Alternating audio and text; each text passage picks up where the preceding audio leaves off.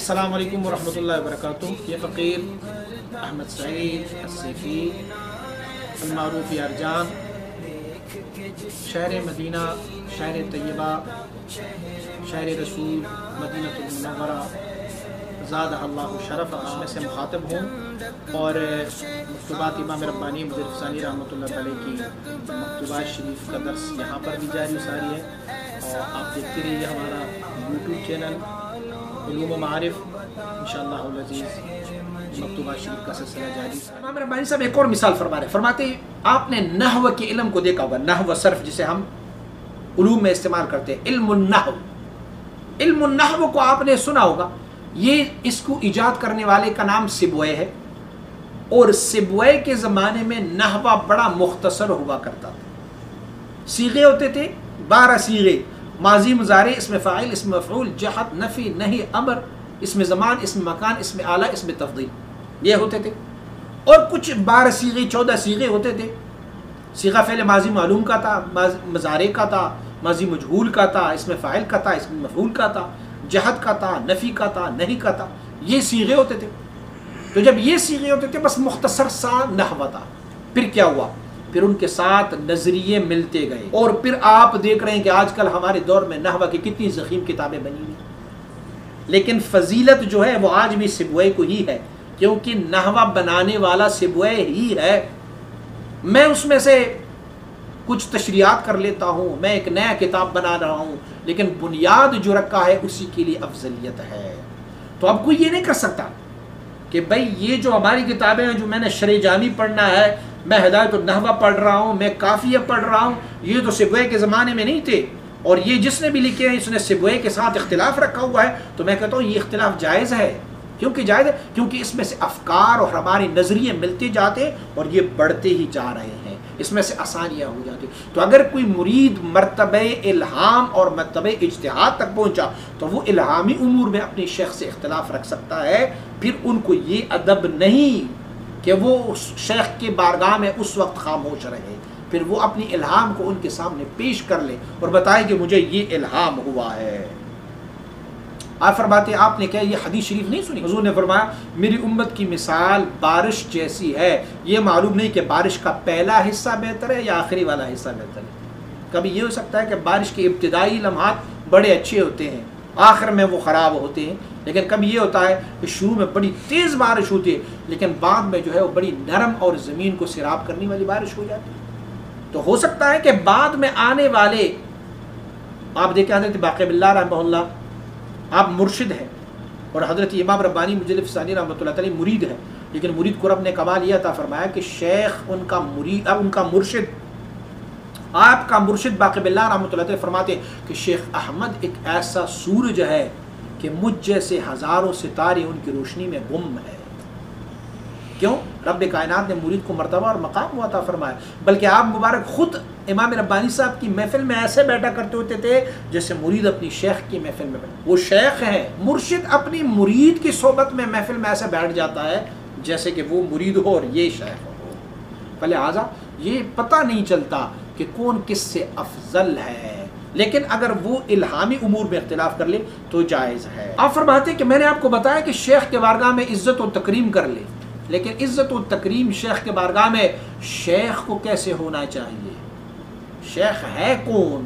جو میں کہہ رہا ہوں کہ بار بار آپ کو کہہ رہا ہوں کہ پیر کی بارگاہ میں یوں کر لے، پیر کی بارگاہ میں یہ ادب کر لے، پیر کی بارگاہ میں پیر ہوتا کون ہے؟ ذرا یہ بھی تو سن لینا کہ پیر ہوتا کون ہے۔ آپ فرماتے ہیں پیر کون ہے؟ الشیخ یحیی و یمیت، فرماتے پیر وہ ہے جو زندگی بھی عطا فرما دے سکتا ہے اور مار بھی سکتا ہے۔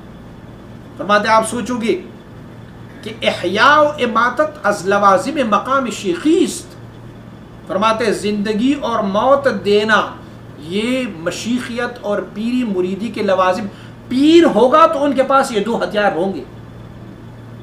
اچھا یہ سمجھ لیں یار پیر کو تو نے خدا بنا لیا ہے، پیر کیسے زندگی دیتا ہے اور پیر کیسے مار لیتا ہے؟ آپ کہہ رہے ہو کہ پیر زندگی دیتا ہے اور پیر مار لیتا ہے۔ فرماتے ہیں مراد از احیاء، احیاء روحیہ، فرماتے ہیں مراد زندگی سے کہ پیر زندگی دے دیتا ہے، وہ کیا ہے؟ روح کی زندگی عنایت فرما دیتا ہے۔ تمہارے مردہ قلب کو وہ زندہ کر لیتا ہے، ایک یہ کمال ہو۔ دوسرا کیا ہے؟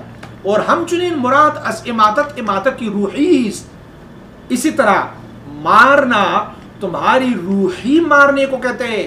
نفس تمہارا بڑا ایکٹیو تھا نا، بڑی پدک رہا تھا، بڑی مستیاں کر رہا تھا، تو پیر نے اپنی ایک توجہ سے اسے ایسے مار دیا جیسے مردہ پڑا ہوا ہے۔ پیر میں یہ دو خاصیتیں ہونی چاہیے نہ ہو۔ ہاں پیر ایسا ہو کہ تمہارا نفس پہلے پدک رہا تھا، اب پیر نے توجہ کی تو وہ اب چلانگے لگانے لگا، یہ پیر نہیں ہے۔ یہ تمہاری نفس کو رام کرنے والا جو ہے وہ پیر ہے، تمہارے نفس کو کنٹرول کرنے والا جو ہے وہ پیر ہے۔ اور فرماتے ہیں کہ یہ زندگی اور موت سے ایک اور بھی مراد ہے۔ فرماتے مراد از حیات و موت فنا و بقاس کہ بمقام ولایت و کمال میں رساند۔ فرماتے ہیں زندگی اور موت سے مراد کیا ہے؟ فنا اور بقا ہے۔ پہلے تمہیں فانی کر دیتا ہے، فانی ایسا ہے جیسے مر جاتا ہے، اور باقی ایسا ہے جیسے زندگی عطا فرما دے۔ پہلے تمہیں فنا اور مقام کے مقام پر کہ یہ مقام جو ہے مقام ولایت ہے، تجھے اس کمال تک لے کے جاتا ہے، تجھے پہلے فنا سے دے دیتا ہے، فنا ایسے فنا دے دیتا ہے کہ ما سوی اللہ سارا کچھ تمہارے باطن سے نکال دیتا ہے۔ تو لوگوں کے سامنے تو بیٹھا رہے گا، لوگوں کے مجلس میں تو بیٹھا رہے گا، لیکن کیسے؟ خلوت در انجمن رہو گے، ساروں کے ساتھ بیٹھ کے بھی تو ایسے ہے جیسے اکیلا بیٹھا رہے۔ تو دست بکار و دل بیار رہو گے، ہاتھ تمہارا کام سے لگا رہا ہے اور دل تمہاری رب سے وابستہ ہے۔ تمہاری حیثیت پھر یہ حیثیت ہوگی، پھر یہ ہوتا ہے شیخ۔ اور فرماتے ہیں شیخ یہ ہے کہ اگر شیخ کوئی یہ زندگی اور موت نہ دے، جس کی زندگی اور موت میں نے تعریف کی، اگر یہ نہ دے تو پھر وہ شیخ نہیں ہے۔ اور فرماتے ہیں کہ اگر تجھے ایسا ہی شیخ ملا کہ جس نے تجھے فنا اور بقا بھی دی، جس نے تجھے سیور بھی کرائے، سیر اللہ، سیر فی اللہ، سیر عن اللہ باللہ، سیر فی الاشیاء، اور جذبہ اور سلوک کا مقام بھی دیا، اس نے احیاء و اماتت بھی کر لیا، تو فرماتے اگر تمہیں ایسا شیخ مل گیا تو یہ شیخ جو ہے یہ کبریت احمر ہے، یہ سرخ گندک ہے، یہ تمہارے لیے ایسا ہے جیسے سرخ اونٹوں سے بھی اعلیٰ و افضل ہے، یہ تمہارے لیے سارا کچھ ہے دنیا جہان کے۔ فرماتے ہیں شیخ جو ہوتا ہے، مرشد، یہ بھی سمجھ لے کہ مرشد جو ہوتا ہے ان کا حکم اس طرح ہے، وہ ایسے ہے جیسے مقناطیس۔ فرماتے ہیں یہ مریدین جو آتے ہیں نا، یہ ایسے ہیں جیسے مقناطیس، جن کا حصہ اس شیخ کے ساتھ ہوگا نا، وہ مشرق میں ہوگا تو بھی کشاں کشاں چل کے ان کے پاس آتا رہے، ان کو وہاں جانے کی ضرورت نہیں ہے۔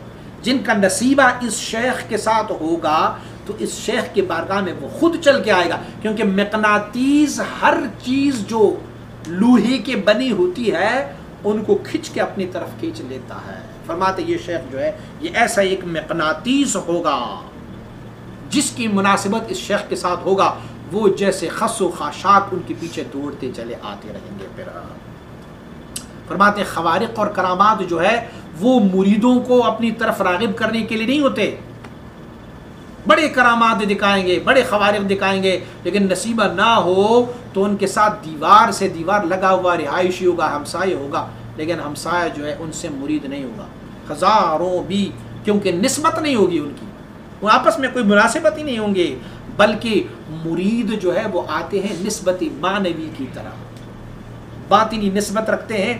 وہ مشرق میں رہتا ہوگا، یہ مغرب میں رہتا ہوگا، کہیں کسی گاڑی میں سفر کرتا ہوگا، کسی سے تذکرہ سنا فلاں علاقے میں ایک اللہ کا ولی ہے، یار میں بھی چل کے تو دیکھوں، وہ آ جاتے ہیں، اور جب آ جاتے ہیں مل لیتے ہیں، اور پھر ان سے ملاقات ہو جاتے ہیں، اور پھر ان کا مرید بن جاتے ہیں۔ تو یہ اگر کرامات دے تو پھر کچھ نہیں ہے۔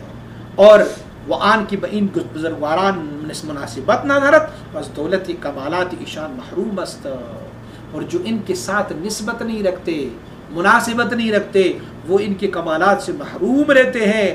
فرماتے میں تجھے دو بندوں کے بارے میں کہہ دیتا ہوں جو محمد مصطفیٰ صلی اللہ علیہ وسلم کو جانتی بھی تھے، پہچانتی بھی تھے، ان کے عزیز و اقارب میں بھی تھے، انہیں پہلے سے صادق الوعد الامین بھی کہتے، لیکن حضور کے کمالات سے محروم رہے۔ ابو جہل و ابو لہب جانتے تھے نا، بچپن سے جانتے تھے، پلے بڑے تھے آپس میں، صادق الوعد الامین بھی کہتے ہوتے تھے، لیکن ان کے کمالات سے کیوں محروم رہے؟